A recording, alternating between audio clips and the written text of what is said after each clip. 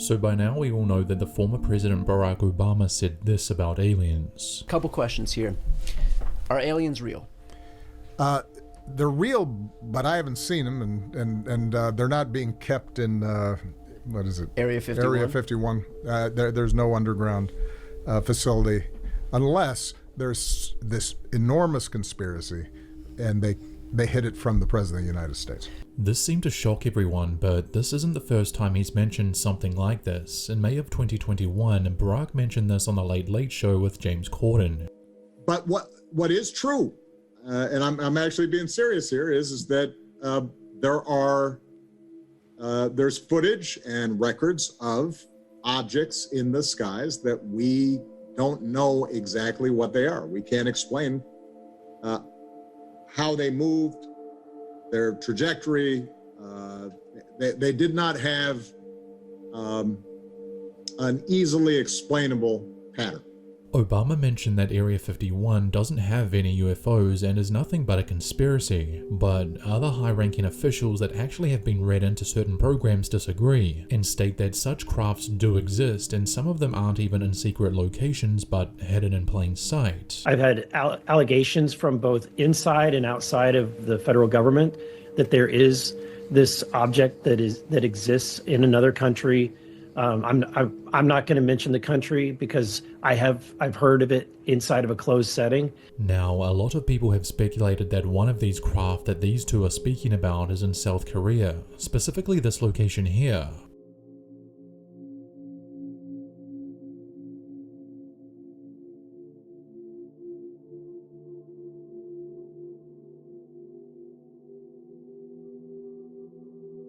Interesting, look at this. The facility appears to be owned by CAC, Korea Airports Corporation, a state-owned company that manages airports. If you go onto Google Street View, by the gate entrance you can see a sign with the letters CAC on it. What I found interesting is the current president and CEO of Korea Airports Corporation was previously the first deputy director of the National Intelligence Service, or NIS, Korea's equivalent to the CIA. Interestingly enough, this was the year NIS was rebranded of sorts and took its current name. Previously, they were known as Agency for National Security Planning from 1981 to 1999. NIS' role was reduced in 1999 by the government due to some controversies. It was my guess that the Agency for National Security Planning owned the site before CAC took ownership in 1999. Now, this time frame is really interesting for yet another reason, but I'll get to that in just a bit. Senator Eric Burleson claims that this spot we're looking at here isn't actually the location of said hidden craft. So I asked AI if it could search South Korea for any similar guarded buildings and or locations. It didn't really come up with anything interesting, though others on Reddit found another similar building and many have agreed is the real deal.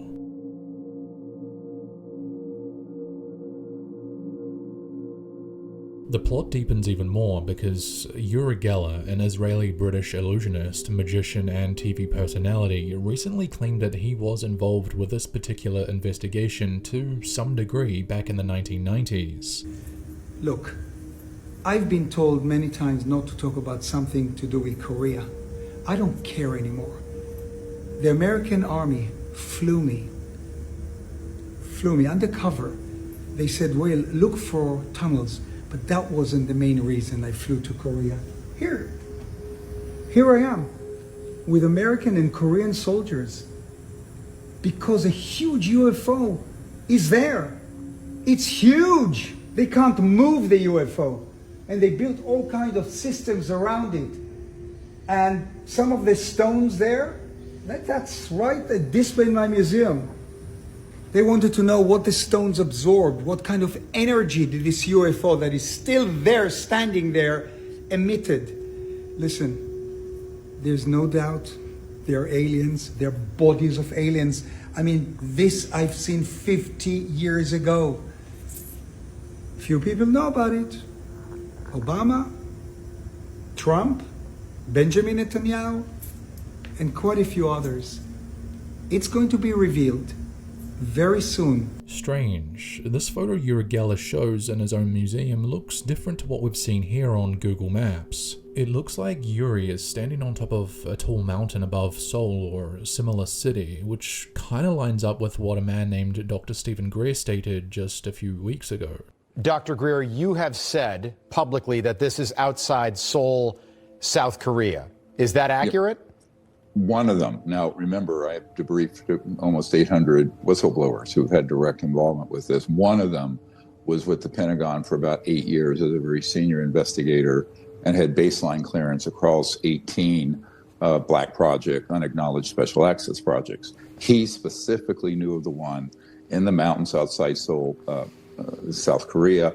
It was so huge they had to build a structure around it. Greer claims he spoke to a man who was read into a program involving this craft and its location between 2002 and 2010, which, to be fair, isn't too long after the 1990s when Yuri claimed he was brought over. So I asked AI if it could scrape the internet for any possible UFO sightings in that area of the world prior to these dates, considering Greer said it had been there for some time. Here's what it came up with. It came up with this, the Gappy Young UFO photo incident. A silver metallic dish-shaped object that appeared in a family photo one day. GAPAN, a specialized technical department within the French Space Agency, believes it could have been a 450-meter object flying past at an altitude of 3,500 meters and at a speed of 108 kilometers per second, which, if true, would also be far too big to move. And interestingly enough, Seoul is less than 2 hours away from where this photo was taken. Could this have been the same object Greer talks about? In addition to South Korea, Stephen Greer also mentions another downed craft he knows about being close to Fort Sill in Oklahoma. I also know there are others that have been brought down in other locations, and if they're over a certain size, they're very, very hard to move. Imagine if they're bigger than a football field, and you're not going to put that on a semi, so it becomes logistically impossible to move it. And then in the United States, we know where there are some others, such as near Fort Sill, Oklahoma. There's a smaller one. They built a SCIF, a facility around that one. We have its location. Fort Sill is a major United States Army post north of Lawton, established in 1869 during the Indian Wars. Looking at the National UFO Reporting Center, I noticed that there have been 5 sightings within the boundaries of Fort Sill in Oklahoma, going back as far as 1995, 4 of which were sightings from people in the Army. Huge black triangle objects seen by at least 30 people. Location, Fort Sill. Off-duty, dark out, alone 3 large red egg-shaped things hovering 2 stories high or more with flickering flame. Location, Lawton, Fort Sill. Can-shaped object over Fort Sill. Interesting. I also found this, a video titled UFO Sighting with Fast Speed Above Oklahoma Mountains.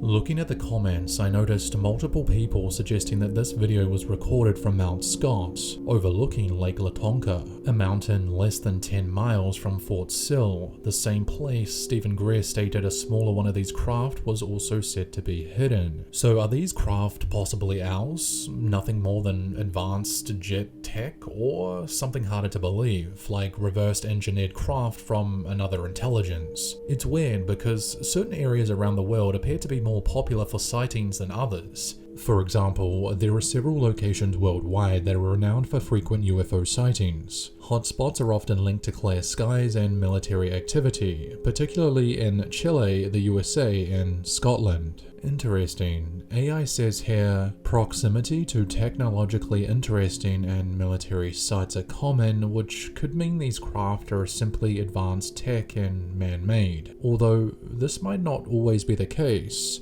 Joe Rogan hosted retired Air Force Master Sergeants Jay and Logan, who discussed their involvement in a UFO disclosure documentary. Check this out. There's this guy, it looks like he's wearing a uniform like we are. He got battle dress uniform on. So he sees us and he starts to look like he's running, and he's got this really weird run, like his arms are kind of flailing behind him. It's like he was running against the hurricane wind and it was like he was going to fall over at any time. And I was like, yeah, it's a bit windy today, but it ain't that bad. So it looked really strange. And then I began to notice his skin tone looked like he might be hypothermic. And I'm thinking, oh, crap, this dude's been out here. It's freaking freezing out here, because it was a very cold day and the wind was blowing. It was, those cold days where it didn't matter how many layers you had on. And so as we're getting closer, I'm talking to the ranking guy, hey, we need to slow down. So anyway, I'm thinking this guy's probably in big trouble. I need to pull off my jacket. I need to give him something to get warm real quick. So I'm starting to do that, and we're approaching, and by the time I get my jacket most of the way off, he's right there at the corner of the front of the car. And so he looks pale? Is that what you're saying? He looked like an albino with a very bluish kind of undertone. If you could imagine, So you're assuming you're immediately associating that with he's freezing. Yeah, because that's all I could equate it to. Right. And then as I'm starting to open my door to try to administer aid to this guy, the dude in the front passenger seat screams he's got no ears, and I thought that was pretty rude. Because I was like, the guy's in trouble. Does he have a hat on? He's got a hat on, and he's got BDUs that look absolutely clean, pristine. And when you're uprange, you do not wear your cleanest uniform. You're in a dirty environment. You wear your scuffed up boots. You don't take them with you. So he's got clean battle dress uniform. Everything. United States military very out of uniform place. Yeah, it looks very out of place when I finally do it. But anyway, I step out onto the roadway, and this guy screams that he's got no ears. And I just thinking it's really rude. And then I close the door and I look up and he's got no freaking ears. And his eyes are twice as big. And I'm like, yeah, what the hell did I just walk into? The so-called man that Jason saw out on the range that day appeared to be from somewhere else. Something non-human, eyes twice the size of normal eyes and no real ears. Obviously such an entity and his craft wouldn't exist if all of these hidden craft were man-made. So what's really going on here? Whether these craft are alien or man-made, they're definitely attempting to stay out of view of the masses. Greenland has been in the news recently because Trump has expressed interest in acquiring the country, primarily for its critical strategic location between North America and Russia and China, which is vital for US national security, missile defense, and Arctic monitoring. But right now, we are going to do something on Greenland, whether they like it or not. Because if we don't do it, Russia or China will take over Greenland, and we're not going to have Russia or China as a neighbor. Additionally, the island is rich in valuable natural resources like rare earth minerals, and its melting ice opens potential new shipping routes, though many have suggested Trump wants Greenland for other reasons, including yet another potential hidden UFO or non-human craft. A deleted Reddit post claims a massive UFO is buried under Greenland ice, like in South Korea, too large to move, surrounded by a long underground installation built decades ago, though there's no additional information because the account vanished shortly after. This rumor of a hidden UFO too large to move has been circulating since as early as 2006, and 2 decades later Greenland continues to be in the spotlight for potential sightings. But if real, why Greenland? Why would UFOs, or UAP as we call them now, be spotted so often in Greenland? The United States has had a long, often clandestine history of holding or at least planning to hold nuclear weapons in Greenland, particularly during the Cold War. Look at Project Iceworm. That was a top-secret United States Army program of the Cold War which aimed to build a network of mobile nuclear missile launch sites under the Greenland ice sheet. Ross Coulthart from News Nation spoke to a man named Martin Kleist who went to Greenland specifically to research the topic of UFOs after hearing from pilots and their sightings. Check this out. Let's take a look. Let's have a look at this incredible imagery that you've obtained. I mean, it's some of the best UFO video I've seen in a while. Here we go. Hold up! Wow! Hold da kæft. Hold da op.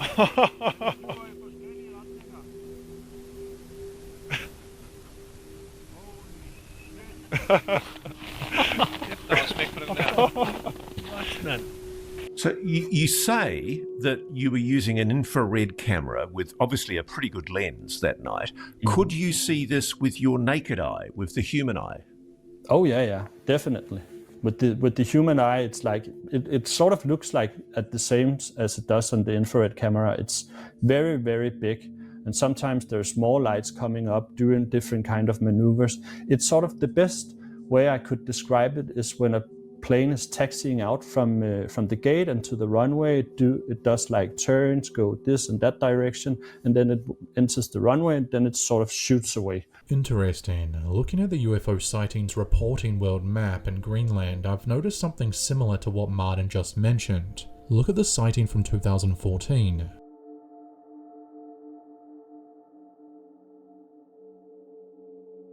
So we're not talking about any human settlement up at the top of that mountain. What is there? No. There's nothing but ice, But I'm not here to make any argument about what we are actually seeing, because we don't know what we are seeing. And I think the most intriguing thing about all of this is the fact that all of the surrounding circumstances about these lights are the most weird part, because when these lights come up, we see flashes of light, like flash bulbs around completely different areas of the sky. We see like these flash bulbs come up, and we could sort of predict, actually, when we saw some flash bulbs coming, we could see that just in a minute, and you can hear that on some of our footage, just in a minute, a new light will come up, and surely the light come up. So it was almost weird. predictive. You'd see the flashes, and then you'd see the big orb coming up. Yeah, and we also had several instances where we sort of, this might sound weird, but there's a clear consciousness element to this, because we sort of communicated with it as well. We could look at the sky and sometimes just like being jokingly saying, if there's something really here and this is anomalous, please give us a sign. And right where we are looking, we see this flash. Doof. We tried that so many times up there. So it seems very playful in some way. Interestingly enough, I feel as though I myself have been prodded in some way to begin this YouTube channel and to start, quote, investigating these so-called UFO. In mid-2024, I myself began having recurring dreams of craft in the sky darting around being intercepted by military jets. Months later, the whole drone/UFO thing began in New Jersey and the East Coast. Perhaps these UFO or intelligences are nothing more than a challenge for us mere humans to change the way we think and begin evolving at a faster rate. Whether these UAP are performing, quote, tasks such as scoping out rare earth minerals, challenging us to think differently, or ridding the earth of old nuclear weapons, no one knows yet. Though many agree on one thing, human or not, there is definitely something going on in the skies. Feel free to add to the conversation. Don't just watch, leave a comment saying what you think these UFO are. Are they little green men in silver jumpsuits, greys, our own advanced tech, or a higher level consciousness, or something else entirely? Let me know. Thanks for watching, and I'll see you next time.